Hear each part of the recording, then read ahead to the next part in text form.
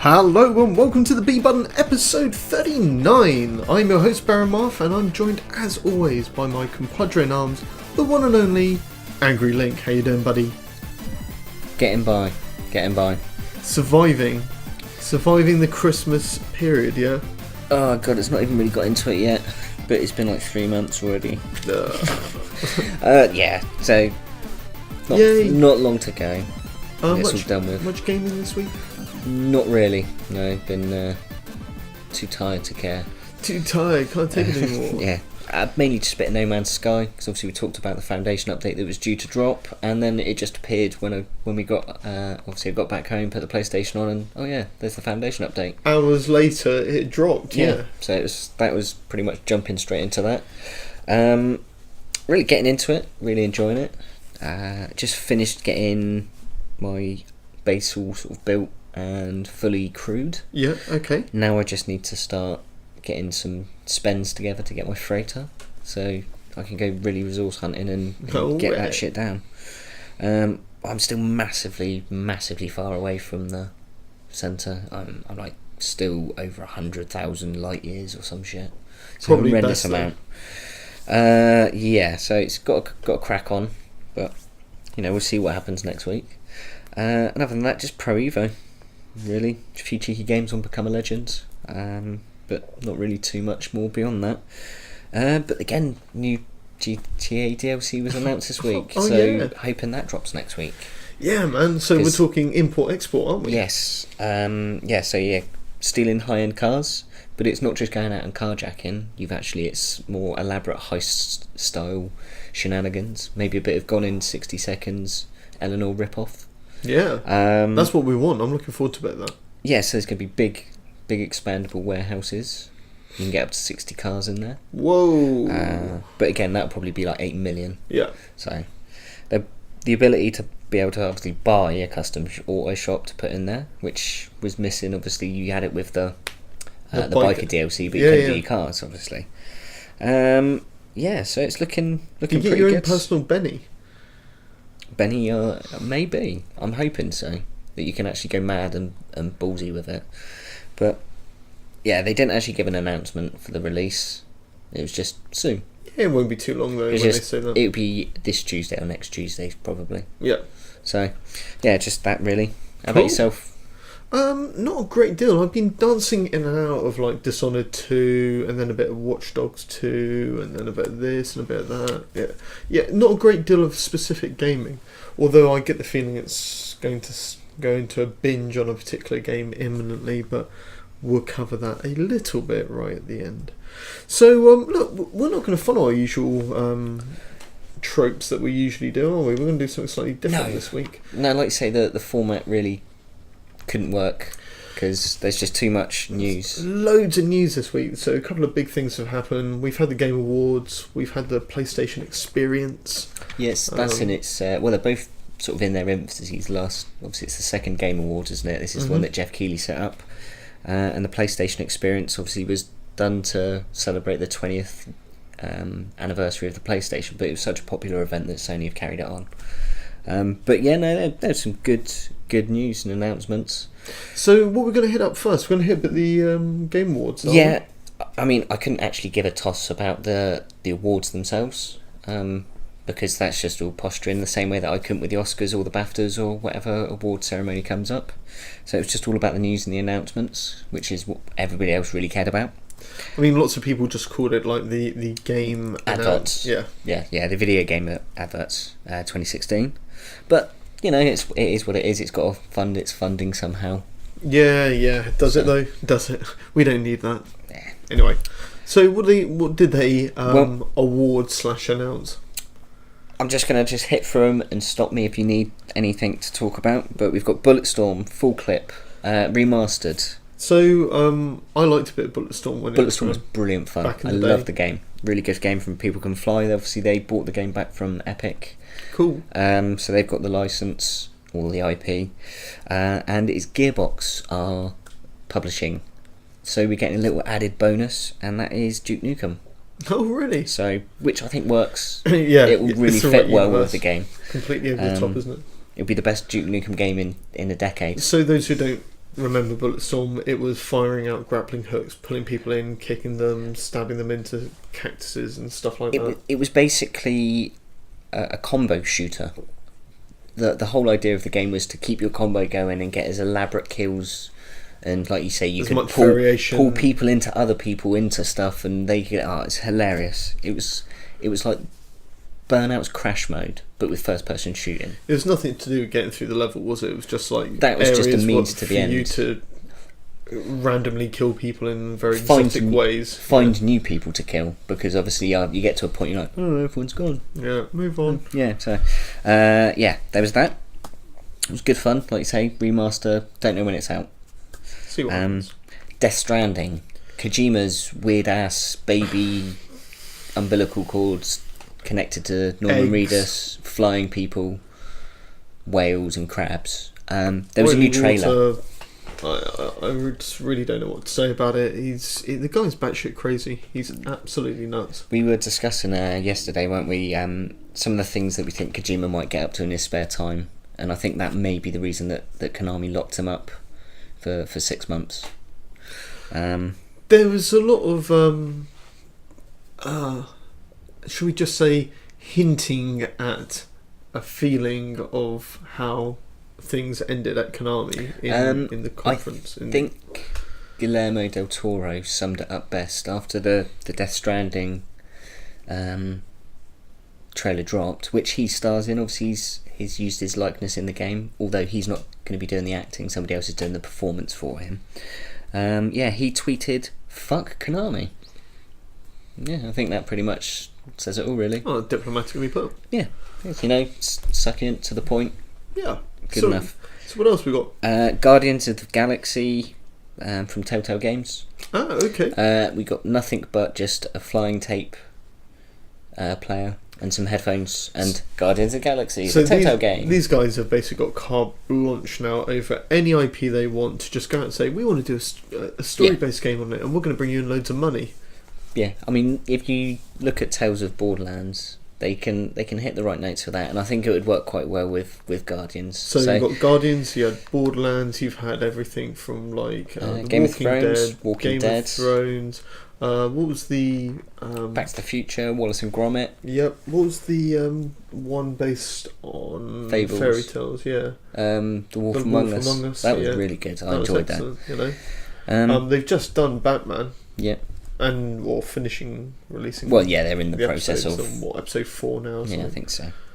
But yeah, it is what it is. A Telltale game, so probably be pretty good.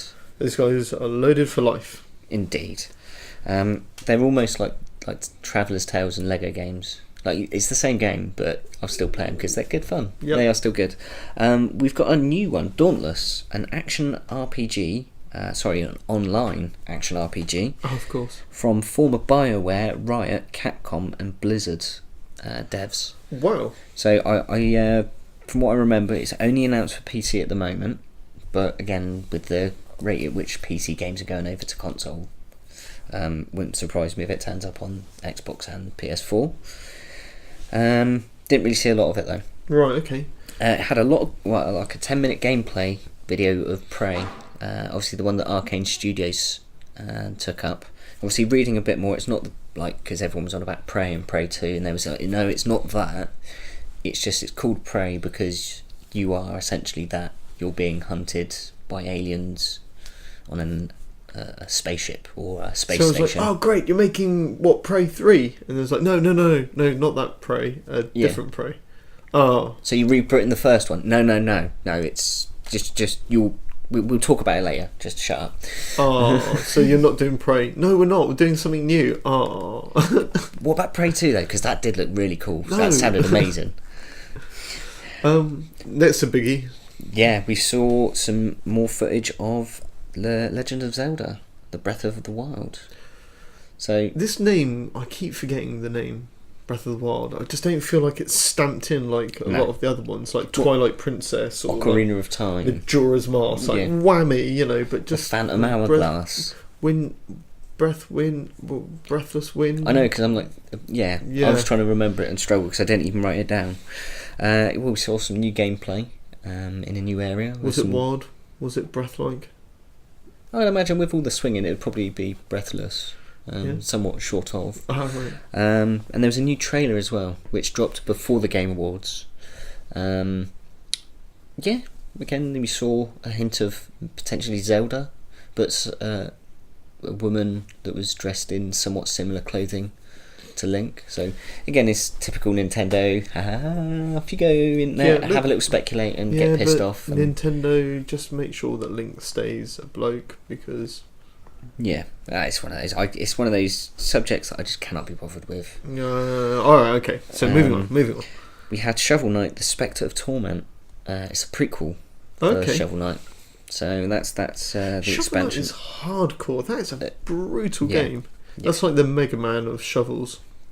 Yeah. Based games, I guess. Yeah, it's just insanely tough game. Just classic, like what you'd expect from a NES game, where the developers had been playing it for 10 months. Like, it's too easy. We need to make this harder. So, because everyone will complete it really quickly, and then it's just ridiculously impossible. Halo Wars 2. Yeah, so there was lots of, hey, did you forget to pre-order it? Because in case you did... Don't forget, it's Halo Wars 2. Halo Wars. Remember Halo Wars 2. Yeah. No, I've already forgotten. And then we saw Walking Dead's A New Frontier. Obviously, again, Telltale yet again. a new IP. No, it's not. No. But we see Clementine as a lot older, new character, new main character.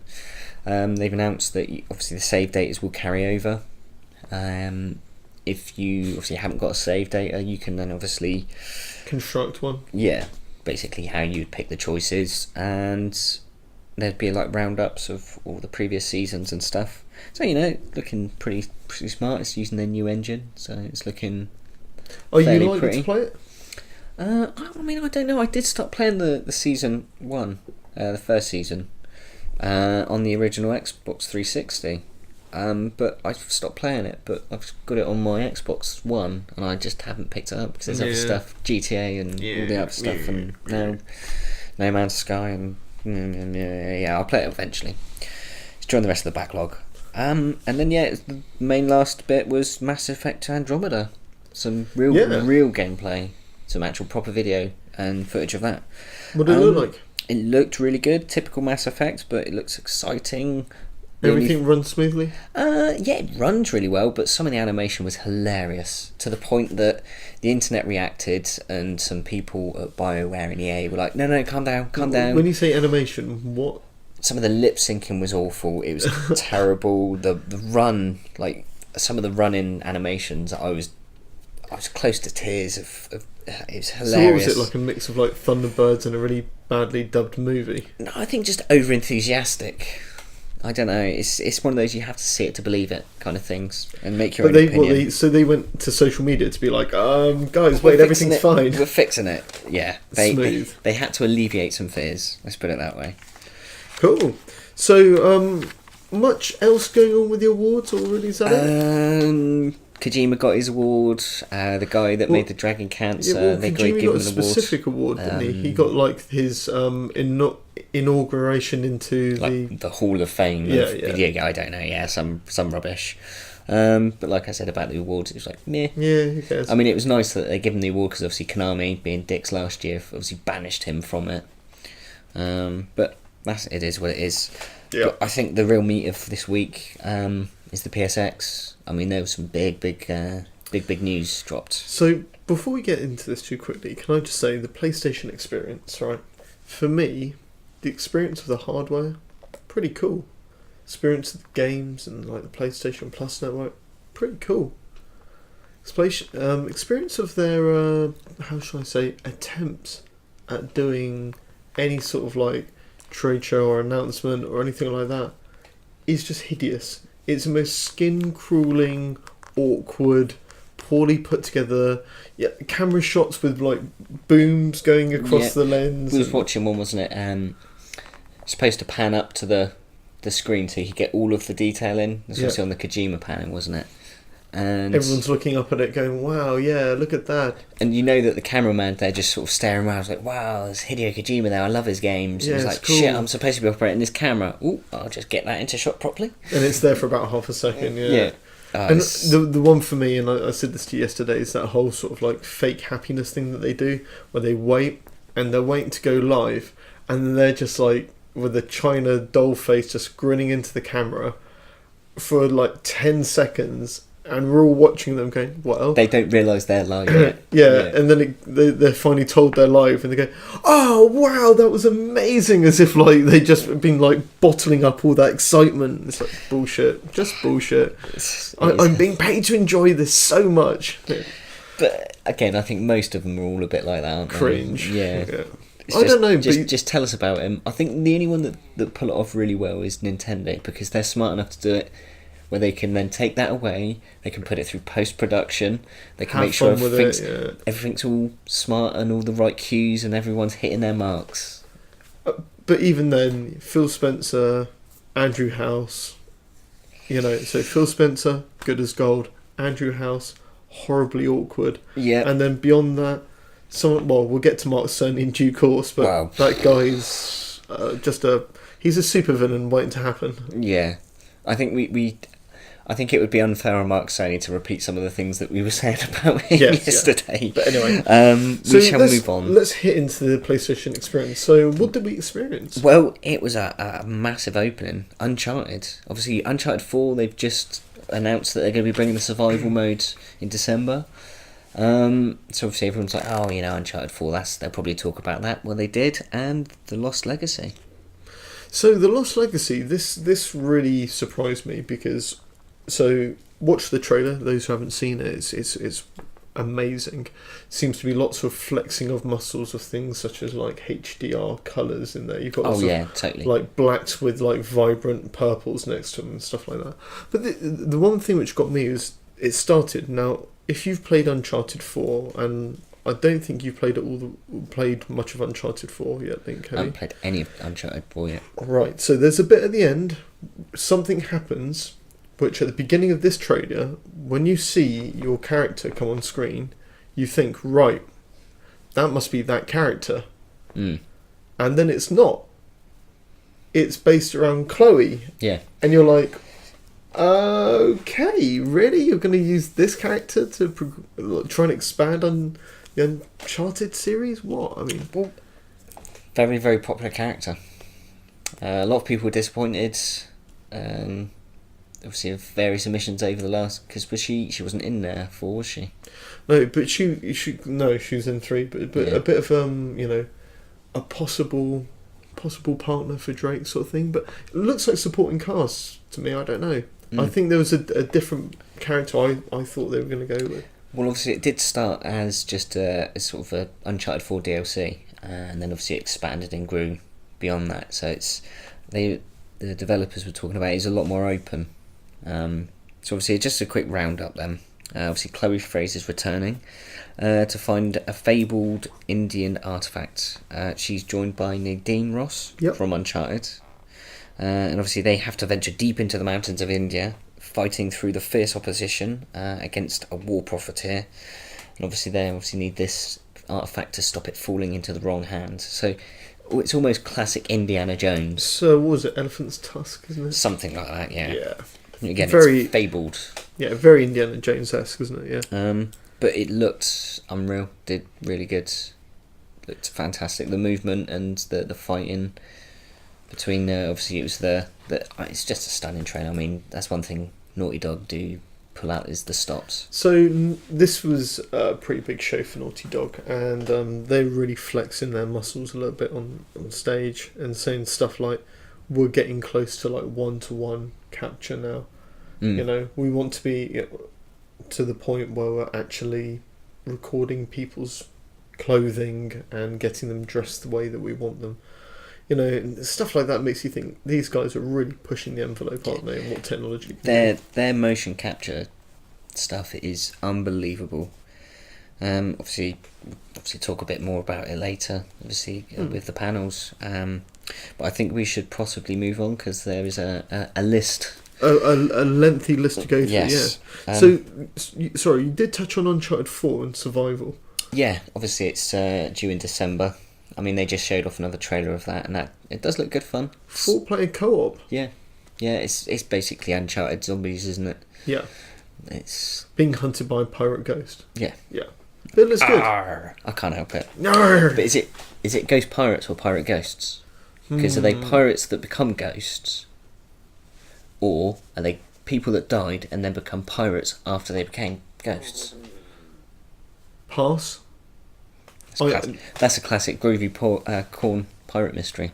I can't help you on your conundrum.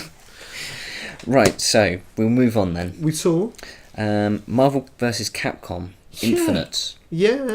Obviously, it's been rumoured a lot this week in the news that it was going to be announced, and it was.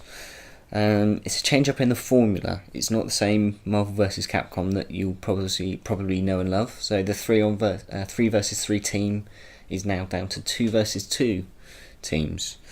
I don't think that's a bad thing. No. When you sort of hear, I mean, some people from Capcom obviously gone into it a lot more detail. If you look up online, like Game Informer have got some good coverage from it. Justify the shit out of this sort of decision. But obviously they're bringing in with the Infinite Stones or Infinity Stones, so there'll be a lot more variation. You can have, I think, a lot more combinations, and you can then work on making the combos better. Because it's bringing in, it's not just aerial challenges now, so it can be ground and aerial. So you can and it'll switch ups. And depending on which stone you choose, it'll probably dictate what sort of like you say, interruption your partner will do. Yeah, you have the power one will obviously give you more strength in attacks, whereas the time one will make you be able to dodge faster and get more hits in, that kind of shit. God, I miss Power Stone. Also, as well, Marvel vs. Capcom 3 is now available on PlayStation 4. Yeah, now this is 1080p, 60 frames per second.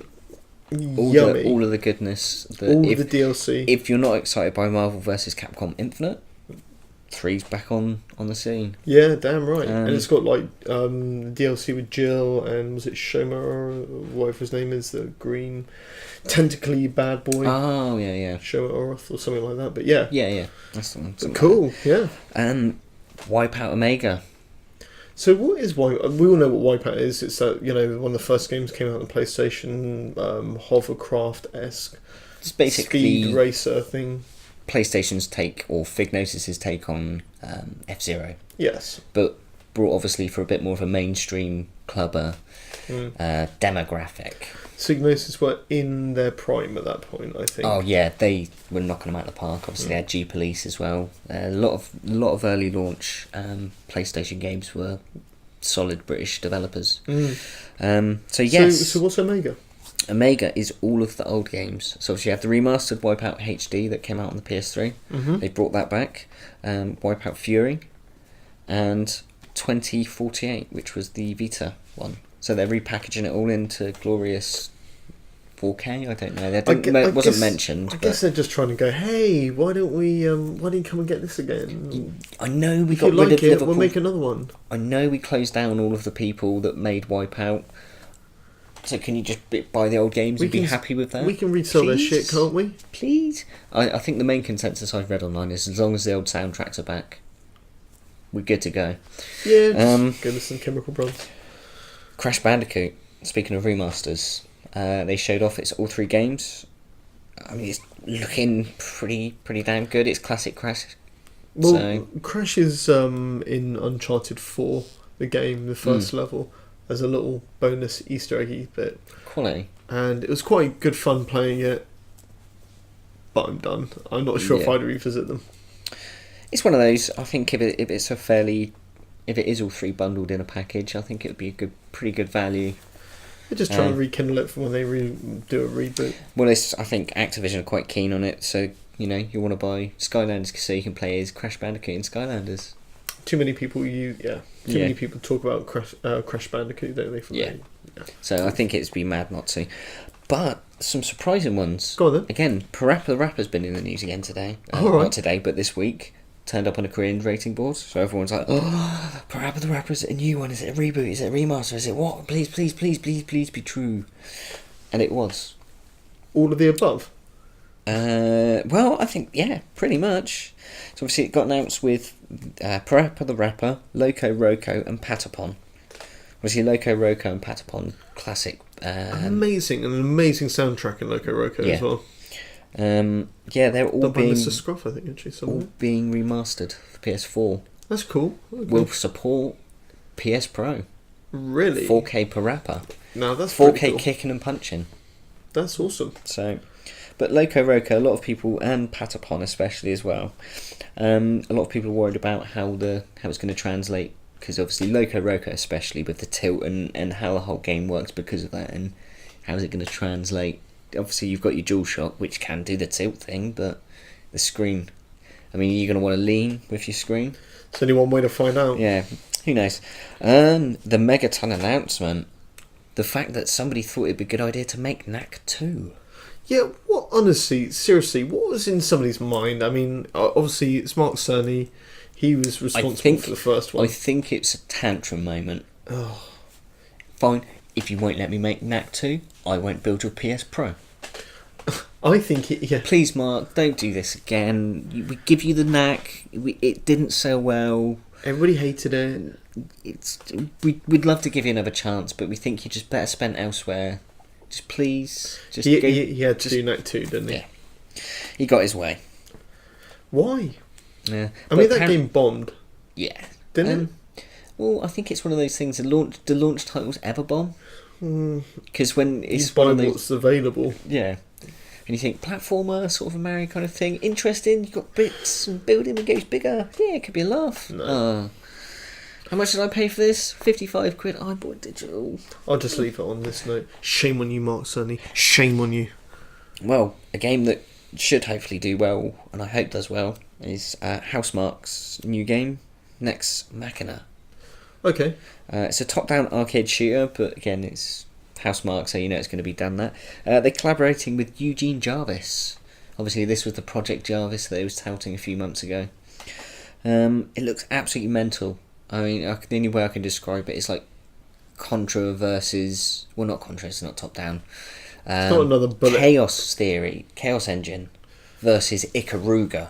Oh, man. Ikaruga's a dick. Yeah. It's just that's no other way to describe that game. But you're a guy running around trying to twin-stick shoot whilst dodging a hailstorm of bullets. What do they call them in Japan? They're bullet hells? Bullet hells, yeah. Or shmups. Bullet hell shmups. Oh, they're insane. Some of the ones you look online, like the worst ones, and you've got pixels of space for your ship. Yeah. Like, you've got, 3 pixels either way, leeway, and you've got to go round a screen. Mate, some of these are utterly batshit. Like, you've got to be Daryl. Again, that's an old 80s film reference. Look it up. Daryl. Yeah, that's just mental. So, I won't be playing that, but it'll probably be fun to watch. Yeah, somebody else pull the hair out. Well, I don't know, it could be one of those Pokemon cartoon moments where it could cause a lot of seizures. But I hope not. But fingers crossed. Fingers crossed. We also saw a new trailer for Pyre. Yeah. But in versus mode. Because a lot of people, traditionally, Supergiant Games, obviously the developer, have done single-player narrative games. Obviously had Bastion and Transistor. Yeah. But Pyre, no, versus mode. It looks mental. It looks like their take on NBA Jam. Yeah. Looks mad. It does look pretty cool, and I was saying to you earlier on, I quite like this little studio. There's something about what they do it's just interesting. They always seem to think, I hate to use this cliche, but outside the box, they do tend to come up with something different every time. I think now though, with the ease, we've talked about many times, it's how easy it is for a team of people, like 3 or 4 people, to make a game. I mean, it takes a lot of hard work. It's not easy in that sense, but I mean, me and you could today start making a game. It's possible to do it these days, which it wasn't back in the day. Yeah, well, the funding that you'd have to take, and I mean, now the fact that people are quite happy to accept it's not super 4K HD poly realistic. Who cares? It looks cool. I mean, Hyperlight Drifter, an unbelievable game. Fury as well, yeah. Yeah, Fury, just phenomenal. Stuff like that you wouldn't get because of the restricted budgets. But thankfully now we do. But yeah, Supergiant Games. It looked fantastic, and I think I saw it. I can't remember if it was over pre-order. It might have been pre-order, but obviously it was. I swear it was released on the store today. Haven't perused, folks. Because loads of stuff dropped. It was mental. I was just trying to. Where did that all come from? Starbound Arena, a new PSVR title. Yeah, this didn't really do a great deal for me. This one. Again, it's PSVR though, and a lot of it doesn't. For me either. But it appears to be a multiplayer shooter, but like in the vein of Descent, like the old classic 90s PC game. So it could cause a lot of motion sickness. I think it may do. Obviously, we've had Battlefront. That's releasing soon, isn't it? The VR. Yeah. Damn reading right. a bit about that, and like Criterion, obviously the people who made that, they were saying that it's not fast because you go too fast, you'll get motion sick. But too slow and it's boring. But it's one of those. Hopefully they catch the balance. Yeah, because what was the other one they did? Drive Club VR. Yeah, I'm not sure if I'm fussed about that, to be honest. I think it's one of those. If you like racing game, VR is definite purchase. Yeah, I can see why you'd be there, just looking around and watching a sort of an F1 car sort of collide into the side of you is, probably pretty cool. And then, do you remember seeing any of the videos when people were pissing about Project Cars and Oculus Rifts, where they're actually sort of removing themselves from and they're looking at their head? It's just like a floating head, which is just all weird and trippy, and like they're pissing about with they can like stand up and there's just this head on top of this car driving around and stuff like that. Weird. Off topic. Absolver. Do you remember that Kung Fu map? Yeah. So I was waiting to see if what kind of game this was actually going to materialise into. Well, again, it's Devolver Digital. It's a load of former Ubisoft devs set out to make a Kung Fu game. It's an online RPG, basically. And you go around, you can spar, fight, or just not fight with people. Cool. It's a difficult one to explain, really, without having collecting loads of notes. But again, it's been announced for PS4, because it was only ever announced for PC. Yeah. They were hoping to get it to consoles, but it's got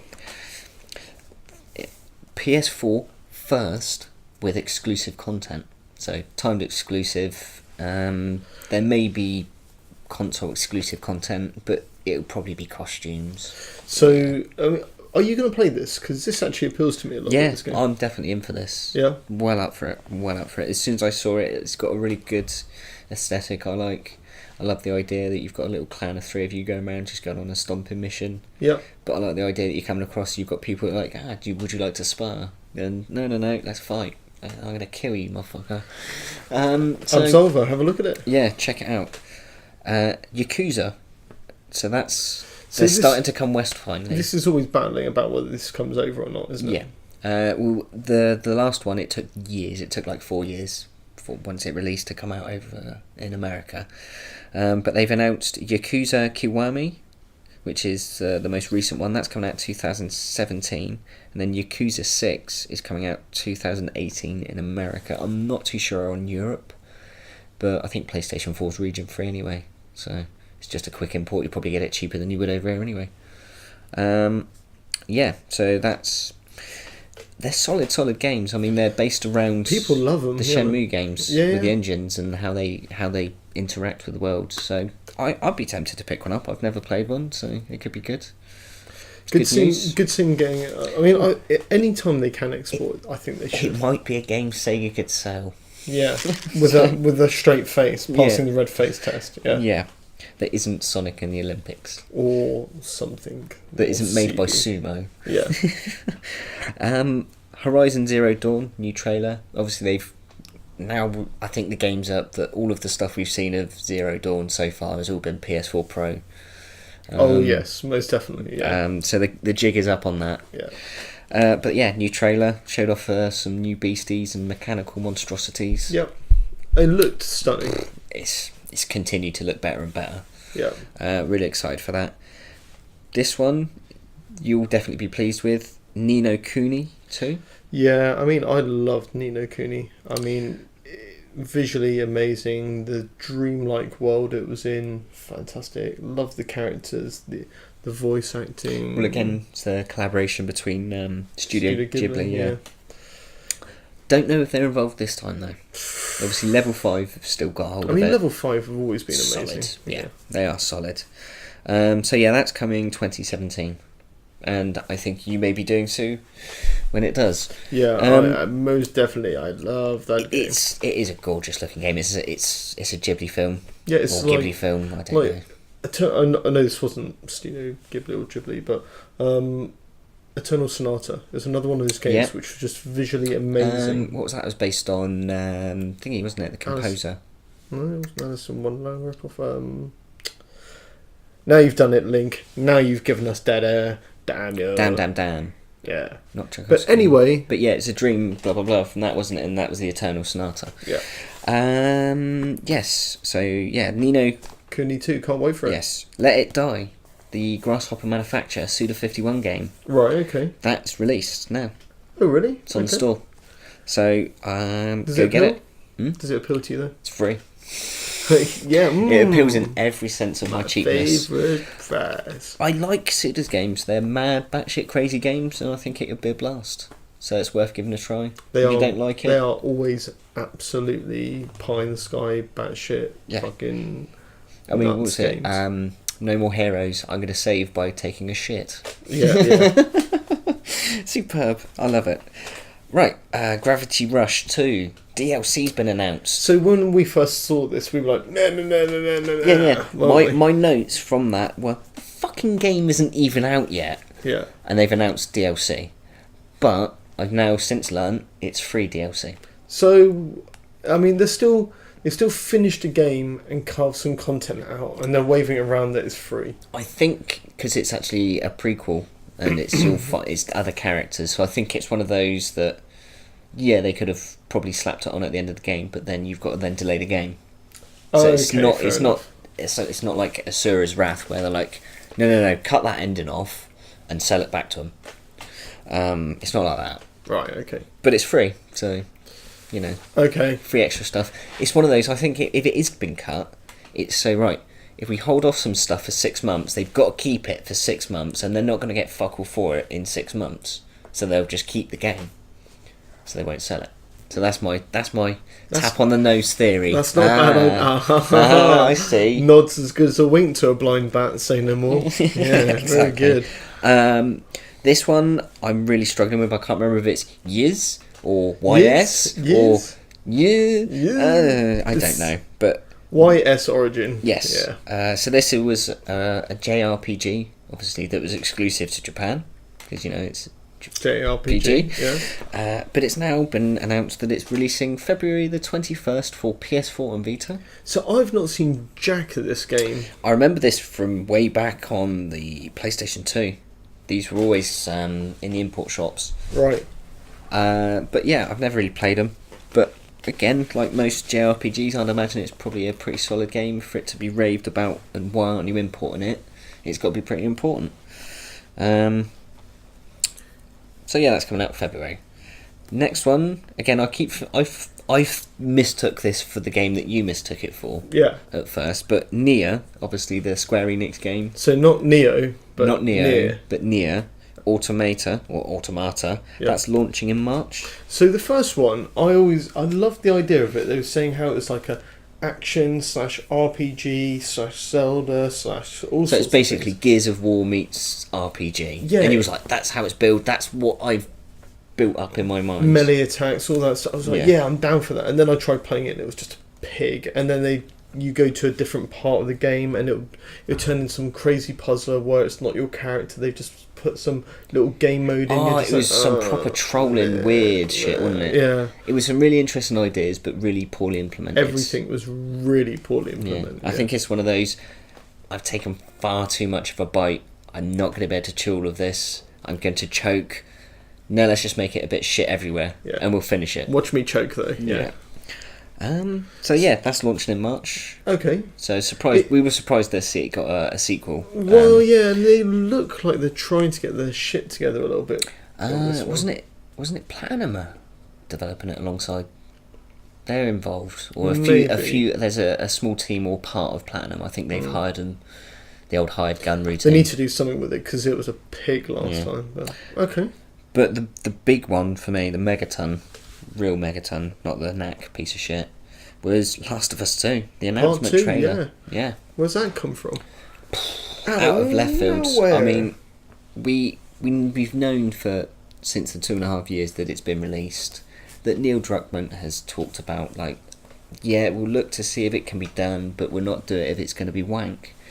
We might drop Joel and Ellie if that's what works. We might keep them if we can find something to bind it together, but it was never really ever mentioned. And obviously, fantastic looking trailer that come out. Neil Druckmann's a bit of a legend, really, isn't he? Yeah. I love his attitude and outlook on what he's trying to do. He does seem to be pretty on the money and on the ball, really, when it comes to it, I find. He knows what he wants. He's not afraid to let you find out why. That's why he wants it done that way. Everything that he sort of says, you're a bit like, right, you've obviously got quite a distinct way that you're going about this. But if you look at the games that Naughty Dog have produced, then you kind of go, and they all resonate with how you're talking right now. So evidently you've managed to make that impact in what you're doing. So fair play.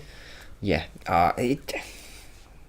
I don't think you could have closed it any better way. The fact that they opened it with a massive, massive bomb of more Uncharted, which I think took the rug out from everybody. So you're just getting back and settled in your seat, and alright, cool. Nier's obviously launch in March. What the fuck? Oh, I'm on my arse again. It's The Last of Us Part 2. I didn't realise there was a second rug there. Yeah. Just really, really, in the same way the first trailer that we saw for the original game, I think it's still got that same impact. But a bit more so because you've got the weight of the history of it now. Yeah. So we had also some after show kind of like, I don't know. Panels. They weren't really panels because there wasn't lots of people asking questions. They were just interviews, weren't they? Basically, there was, I suppose you could say it was more like Michael Parkinson kind of thing, really, wasn't it? In the sense, it was just some grinning idiot that's been given his line of questions. Yeah. And off he goes. Yeah. So some of them were a bit cringy at times, but I think generally the Naughty Dog ones were really good. Mm-hmm. The Death Stranded panel was good, and the Dreadnought one was a bit... I didn't really get a good feel for what was going on in the Dreadnought one, other than I think by the end of it we decided, do you know what, we'd actually quite like to play that game, but it was through nothing that they said to help get us there. We just kind of romanticised ourselves into it by the end of it. Yeah, that's it. Well, luckily there was a video playing that you could drown out the noise and you could just watch the video and concentrate fire on a load that. of missiles. Salvos of missiles into giant battleships in space. Sold. But so obviously we had some panels. So they opened like they did with the show with an Uncharted panel, which obviously they went in to talk about the obviously next chapter of the Uncharted saga. Yeah. Obviously they had the woman that played Chloe and the woman that played Nadine. Yeah. And I'd imagine probably one of the senior producers or directors for the chapter. But that was a really good talk. I thought some of the... They were flexing muscles more and more, weren't they? Well, they sort of started... The main bulk of it was how the performances have changed over the years and how much more they've been able to capture.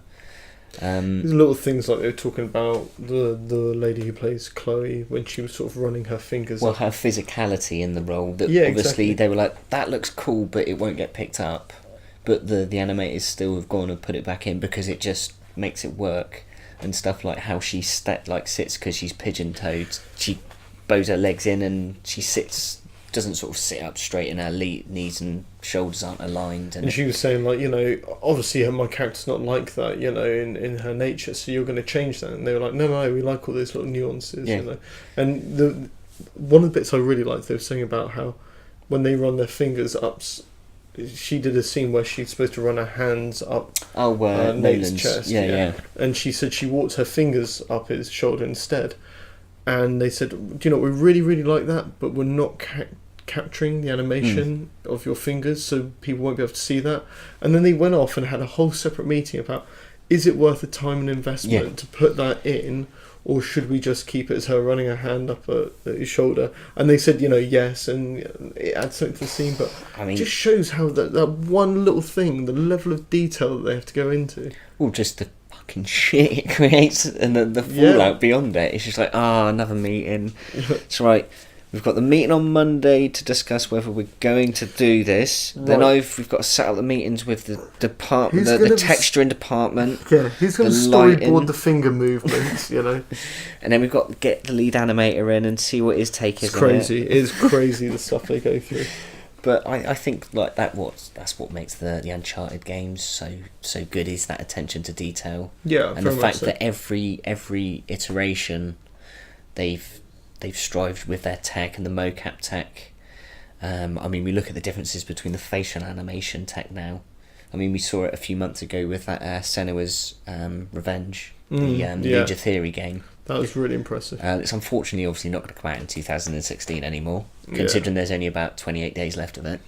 Nice promise. But yeah, just the level that you can get now is unbelievable. And I think the best thing that I liked about it was they were obviously talking about with Amy Hennig and stuff, and how, like you were saying earlier, that they allow each of their performance actors to own the character as such and to help build the character. They were saying it's not unusual for sort of Neil to walk over to him and say, how do you think we should play this scene? And they meet up a day beforehand, sort of plan out how they're actually going to... Yeah. That's it. I quite like that. Sort of like, it's not just sharp and do it, and that's not quite right, and I had something else in my mind. They really explore the characters, don't they? Yeah, well, that's the thing. It's a case of, what's it going to take to run another 5-minute scene? We'll do it your way. Yeah, and we'll see if it works any better. And but that's what makes Naughty Dog though. It's that little. We're prepared to eat humble pie and think that you might know better, and it's great. Yeah, are we? Does this mean we're going to get some co-op? I'm hoping so, because looking at the trailer, it looks like it could kind of go. Yeah. Obviously, they've been working with the survival, so you never know. Fingers crossed, but. I don't even think there was dates or even timelines, because Naughty Dog have learnt their lesson, and we'll tell you when we're really, really, really close. Yeah. I don't know.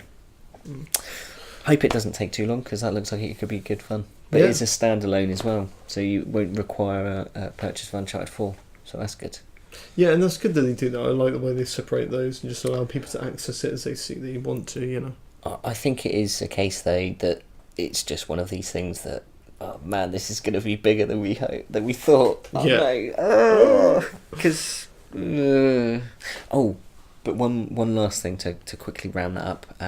You can get it if you've got the season pass, but like with Fallout 4, when they put the price up, you could, as long as you get it for this price before this X date, you'll get everything at that price. After this date, you won't.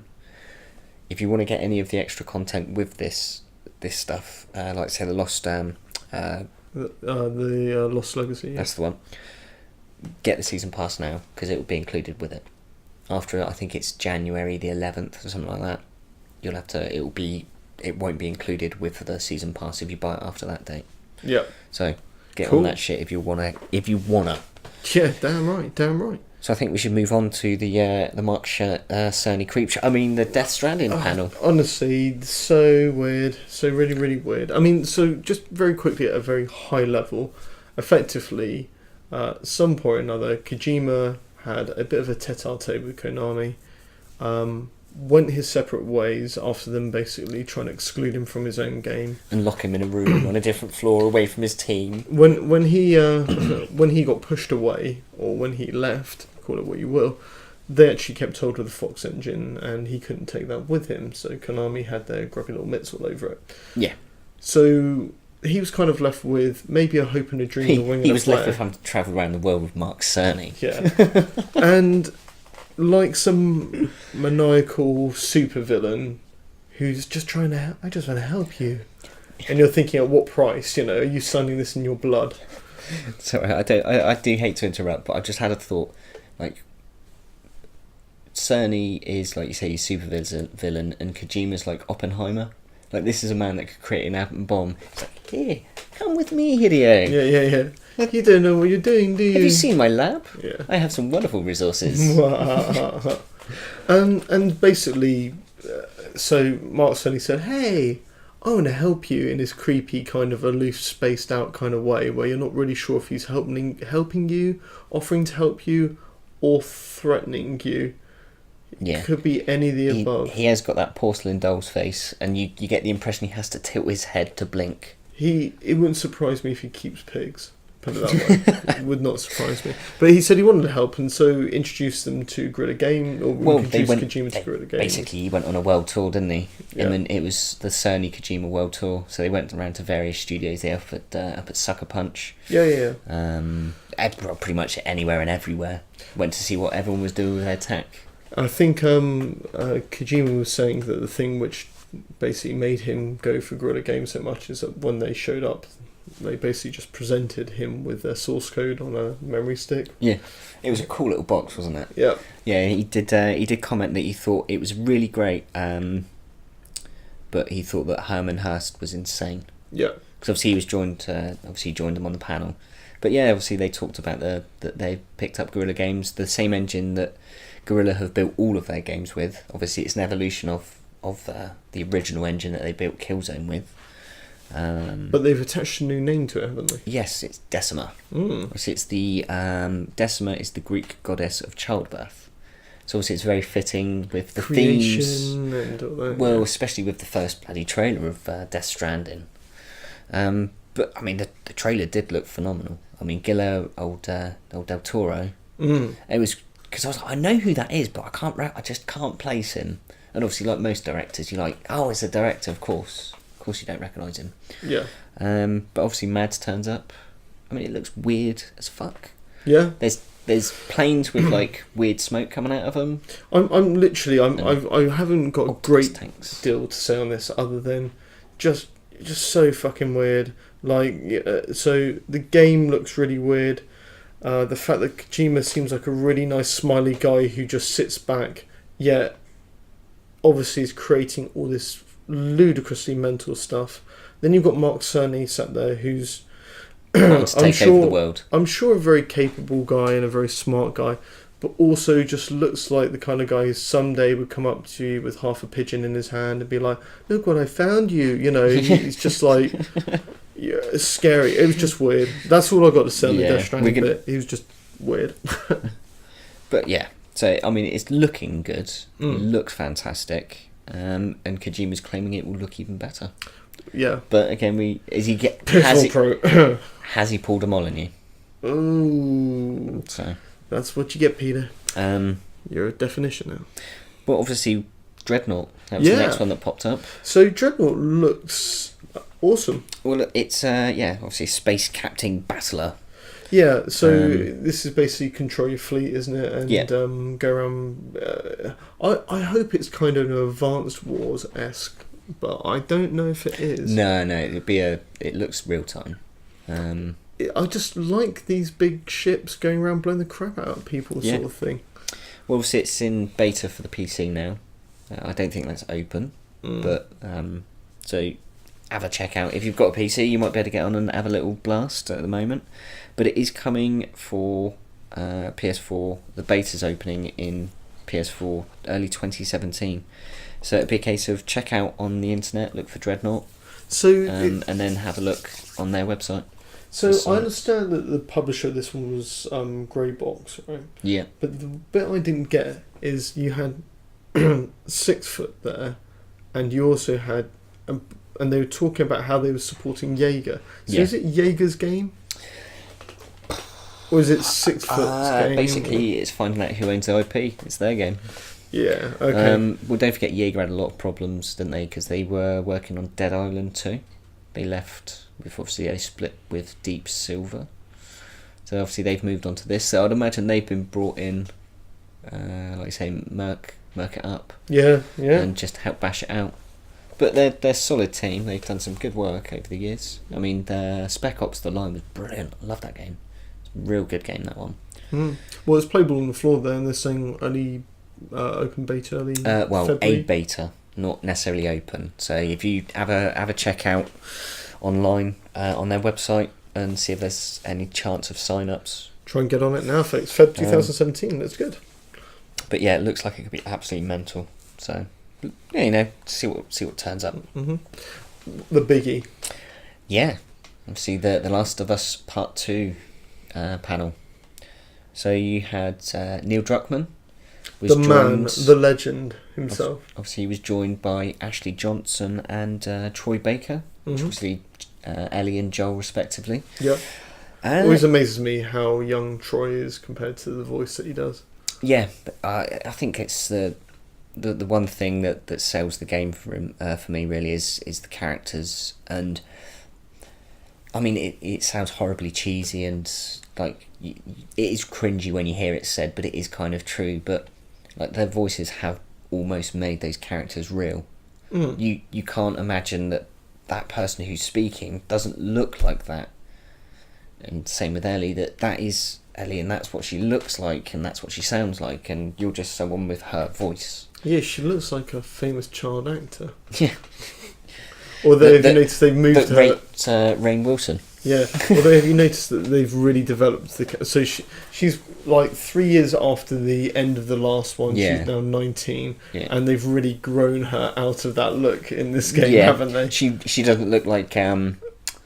Ellen Page anymore. Yeah. Well, we could talk about it because there was a big hoo-ha about it, wasn't there? She had a bit of a kick-off, especially as Quantic Dream then obviously employed her to make Beyond. Yeah. Yes. So it was a lovely moody trailer. Obviously Neil Druckmann was talking about the themes of the game. It seems to be a bit more of a revenge kind of thing. Obviously, if the first game was about the two main characters and how they develop their relationship and their love towards each other, obviously it's a sort of father-daughter kind of thing, not in a creepy old boy kind of way. The opening trailer sort of covered it a lot, didn't it? So basically the trailers of Ellie sat in a room playing a guitar from the beginning of a song to the end of a song, and it just shows the rest of the house that she sat in with just dead bodies everywhere. Chaos, yeah. Just so as she's singing, there's blood running down her face. So she's been in a scrap. At the end of it, killed everybody, sat down, and started playing the guitar. Yeah.